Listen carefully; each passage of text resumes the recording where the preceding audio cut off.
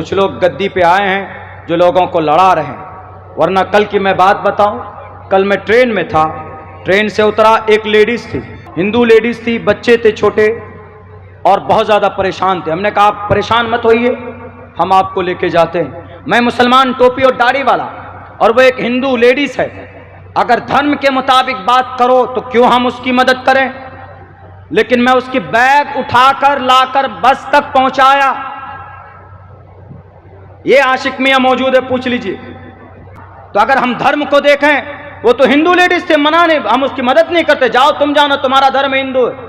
हम सबका पहले भारत के अंदर जो धर्म है वो मानवता का धर्म है, इंसानियत का धर्म है। वो ब्रेक नहीं होना चाहिए। और बल्कि हम लोग इत्र इस्तेमाल करते हैं, हमने कभी जन्नतुल फिरदौस कर लेते हैं, कभी ऊद कर लेते हैं, कभी कुछ कर लेते हैं। तो एक लेडीज, उम्र दराज लेडीज थी, उनकी पूरी टीम थी बैठी हुई वहीं पे ट्रेन में। उनमें से एक बोली कि मौलाना साहब आपकी खुशबू जो आप लगाएं हमको बहुत अच्छी लग रही।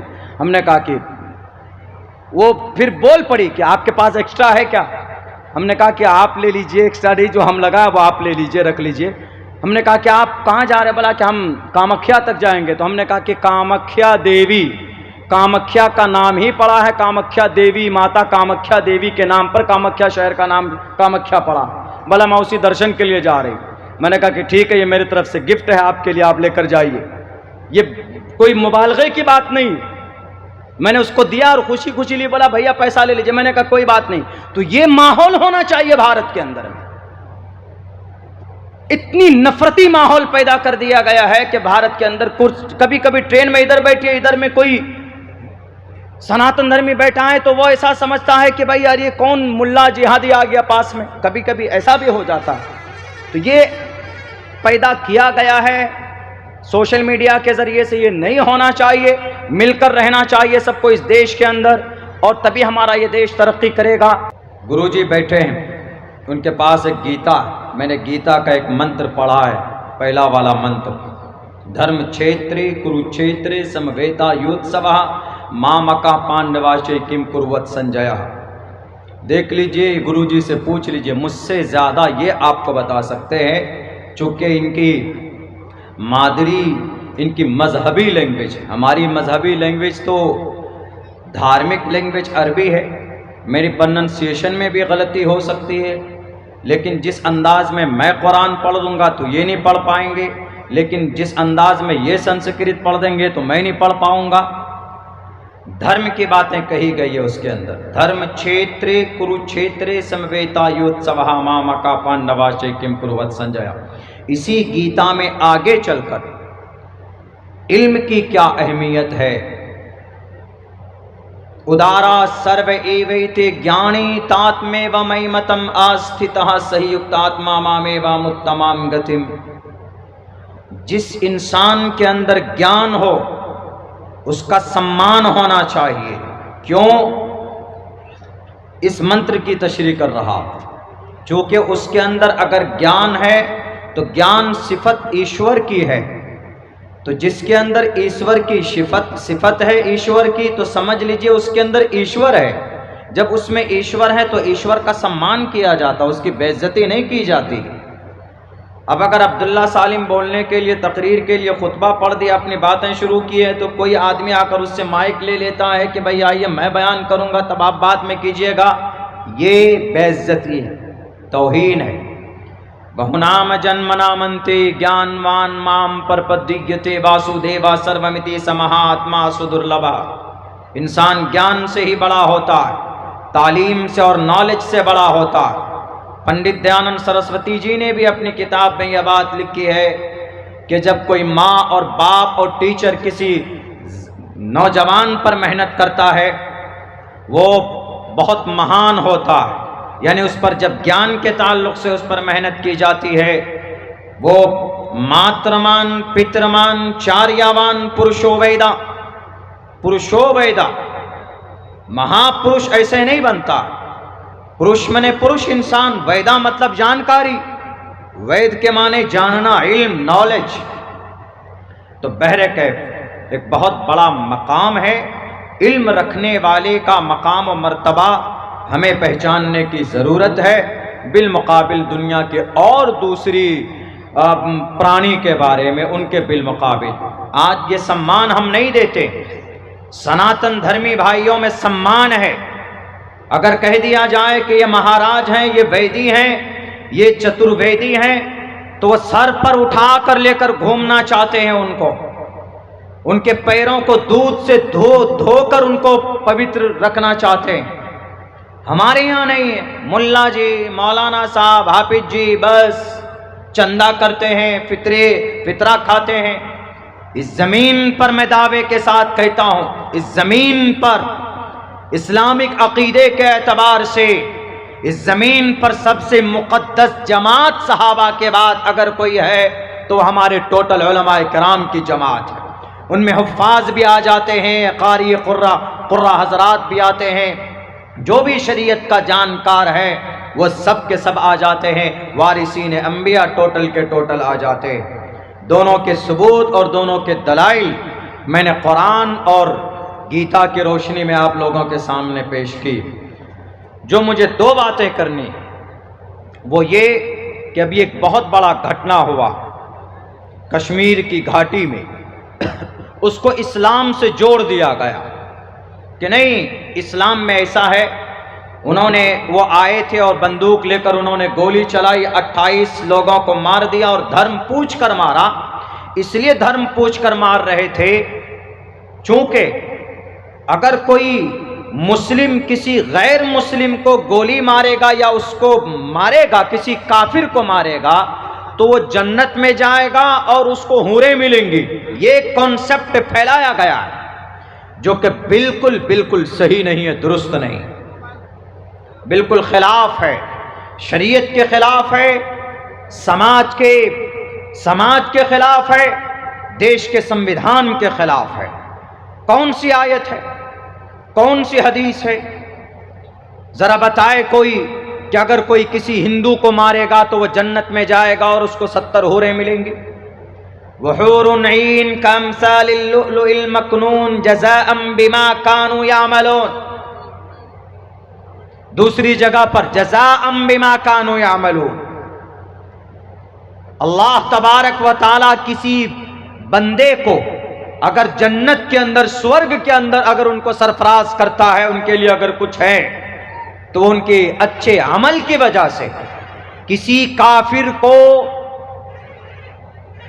किसी नास्तिक को कत्ल करने, मर्डर करने, नाम पूछकर मारने की वजह से जन्नत नहीं मिल सकती। इस्लाम में तो जुबान से तकलीफ देने की परमिशन नहीं है, तो कत्ल करना तो दूर की बात है। मन क़तल नफ्सन बिग़ैरि नफ्सिन औ फ़सादिन फ़िल अर्ज़ि फ़कअन्नमा क़तल अन्नास जमीआ।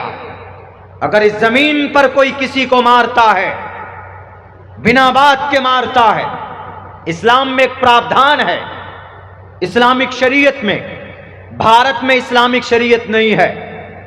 जहां पर इस्लामिक शरीयत नाफिज है, जहां शरीयत के मुताबिक फैसले होते, और बहुत से लोग इसको तो इतना बड़ा खतरनाक कानून बनाकर पेश करते हैं, अरे इस्लामिक शरीयत में ये है, शरिया कानून में ये है। मैं दावे के साथ कहता हूं कि अगर पूरी दुनिया में 1 साल के लिए कुरान करीम में जो फरमान है उसी को शरीयत बोलते हैं, और उस शरीयत के मुताबिक अगर फैसला हो, तो जो आज 1 मिनट में 45 बच्ची का रेप होता है, 45 मिनट में एक भी बच्ची का रेप नहीं होगा अगर कुरान करीम के फैसले के मुताबिक अगर काम किया जाए तो इसको इस्लामिक शरीयत बोलते। इसको आपने सख्त बनाकर पेश किया है इन मीडिया वालों ने, बेज़मीर मीडिया वालों ने लड़ाया हिंदू और मुसलमानों को। यह हमला किया गया और कहा गया कि कलमा पढ़ो नहीं तो तुम्हारी गोली से तुम्हारे सर के चीथड़े उड़ा दूंगा। 3 मुसलमान मारे गए और उन्होंने नाम पूछ पूछ कर मारा। पहली बात तो ये कहां से प्रूफ होता है कि वो मारने, गोली चलाने वाले मुसलमान थे?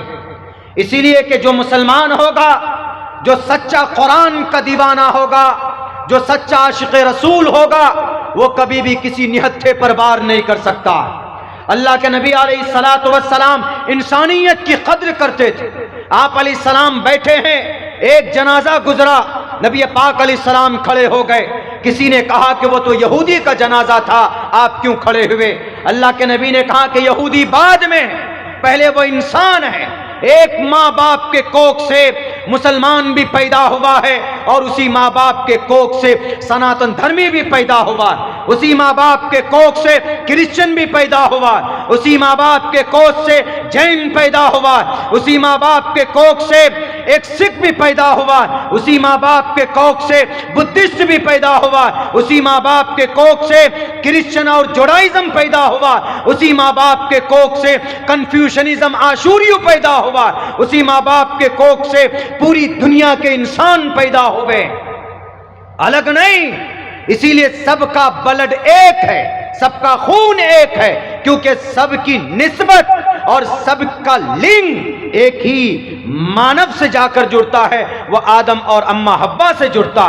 पुराणों में लिखा है, देख लीजिएगा, ओम और हवियावती विष्णु के गीली मिट्टी से पैदा हुए, प्रधान नगर में उन्हें रखा गया, तभी कली दोबारा ठग लिए गए, वो सांप कली दोबारा ठग लिए गए, उन दोनों को प्रधान नगर से बाहर कर दिया गया। क्या ये आपको नहीं समझ में आता? ओम और हवियावती अम्मा हव्वा और आदम की बिगड़ी हुई शक्ल है। ये दुनिया को मानना पड़ेगा, मानेंगे जब ना जब पढ़ेंगे, पढ़ते तो है नहीं ग्रंथ। नेताजी का क्या आदेश है बस, ऊपर से उद्योगपति लोगों का क्या आदेश है बस, उनके आदेश को पूरा करने में हम नफरत फैला रहे हैं इस मुल्क हिंदुस्तान के अंदर, भारत के अंदर। वरना अगर किसी भी धर्म को जानना हो, सनातन धर्म को जानना हो, तो ऋग्वेद पढ़िए, यजुर्वेद पढ़िए, सामवेद पढ़िए, अथर्ववेद पढ़िए, रामायण पढ़िए, महाभारत पढ़िए, पुराण पढ़िए, भविष्य पुराण पढ़िए, कल की पुराण पढ़िए, मत्स्य पुराण पढ़िए, भागवत पुराण पढ़िए, श्रीमद् भगवत गीता पढ़िए। श्रीमद् भगवत गीता में इतने अच्छे अच्छे श्लोक मिल जाएंगे, तो मैं अपने स्कूल में बच्चों को कभी कभी पढ़ाता हूं, पढ़ो। क्यों? अच्छा पैगाम है इसके अंदर। अहिंसा सत्यम करोदस्तयागा, अहिंसा, जुल्म नहीं होना चाहिए, सत्यम सदा सत्य बोल, करोदस्तयागा, गुस्से को थूक दो, शांति इसी से आती, शांति रपैश्वनम दया बुलेश्वल रूप तव मीर चापलाम, इसी से शांति आती। सैकड़ों जगह पर है जनाब, अच्छी बात है, लिखी गई। लेकिन जितने भी लोग दंगाई हैं, एक लफ्ज नहीं जानते, वो सिर्फ एक चीज जानता है, क्या? शराब की थैली जानता है बस।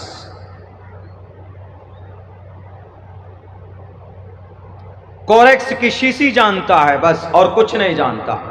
और यही नफरती चिंटू ने आकर समाज कश्मीर की घाटी में तकरीबन 28 लोगों को नाम पूछ पूछ करके मारा। इस्लाम में इसकी परमिशन, इसकी इजाजत अगर होती तो नबी पाक अलैहिस्सलाम के बाजुओं में इतनी ताकत थी कि जब बिलाल हबशी को मारा जा रहा था, जब बीबी सुमैया के जिस्म के 2 टुकड़े किए गए थे, जब खब्बाब को अंगारों पर लिटाकर भून दिया गया था, और जब हजरत जुबैर की आंखें निकाली गई थी, उस वक्त अल्लाह के नबी अलैहिस्सलाम अपनी ताकत का मुजाहरा करते। पूरी दुनिया के अंदर ये बात कसम खाकर कही जा सकती कि जनाब मोहम्मद रसूलुल्लाह से ज्यादा बाजुओं में आज तक किसी योद्धा के बाजुओं में ताकत नहीं। आप अलैहिस्सलाम ने रुकाना जैसे पहलवानों को एक हाथ से पकड़कर ऊपर से नीचे पटक दिया था आप अलैहिस्सलाम ने, लेकिन 13 साल तक नबी पाक अलैहिस्सलाम जुल्म को बर्दाश्त करते रहे, लेकिन आप अलैहिस्सलाम ने किसी को एक थप्पड़ तक नहीं मारा, आप अलैहिस्सलाम ने किसी का एक कतरा खून तक नहीं बहाया। और सच्चा मुसलमान वही होगा जो नबी की सीरत पर अमल करेगा। ये सिर्फ बंदूक लटकाकर कलमे के नाम पर किसी को गोली मारने से कोई सच्चा मुसलमान नहीं बन जाता। अरे मेरे नबी ने यह कहा कि अगर तुम्हारे पड़ोस में कोई पड़ोसी रहता है, हिंदू हो के मुसलमान हो, कोई सरोकार नहीं है, अगर तुम्हारे जुल्म से वो महफूज नहीं है तो ऐ मुसलमान तू जन्नत नहीं जा सकता। ला यदखुलुल जन्नत मन ला यअमनु जारुहु बवाइक़हु, you will not enter the paradise if your relatives doesn't save your brutality। अगर तुम्हारे जुल्म से अगर तुम्हारे पड़ोसी महफूज नहीं है तो तुम मुसलमान नहीं। सच्चा मुसलमान कौन होता? अल मुस्लिमु मन सलिम अल मुस्लिमूना मिन लिसानिही व यदिही, अल मुस्लिमु मन सलिम अन नास मिन लिसानिही व यदिही। सच्चा मुसलमान वही होता है जिसके हाथ पैर जुबान आंख कान सारे सर से लोग महफूज हों, मुसलमान महफूज हो, पूरी दुनिया की मानवता महफूज हो। सच्चा मुसलमान वही। अगर इस तरह की हरकत कोई मुसलमान कर रहा है तो उसके पीछे कोई बातिल ताकत है, पकड़िए उनको और गोलियों से भून दीजिए। इसलिए कि इस्लाम में जुल्म तशद्दुद की इजाजत नहीं। नबी मक्का से मदीना से मक्का चल रहे हैं, 10,000 के लश्कर को लेकर चल रहे हैं फतह करने के लिए। एक साहबी ने कहा कि आज तो हमारी तलवार होगी, अबू जहल के चेलों की गर्दन होंगी, क्योंकि कल तक अबू जहल के चेलों ने बड़ा जुल्म किया था। अल्लाह के नबी ने कहा कि मेरे प्यारे सहाबी, तुम इंतकाम की बात मत करो। अल्लाह ने मुझे जालिम बनाकर नहीं भेजा है, मुझे इंतकाम लेने के लिए नहीं भेजा है, बल्कि मुझे पूरी दुनिया के लिए रहमतुल लिल आलमीन बनाकर भेजा है। तो ये बातें वजाहत के साथ है, लेकिन हमको तो लगता है इसके अंदर कुछ न कुछ सियासी रोटी सेकने के लिए कुछ लोगों की साजिशें हो सकती, जो लोग गद्दी पर बैठे। तो इसलिए मैं उन गद्दी पर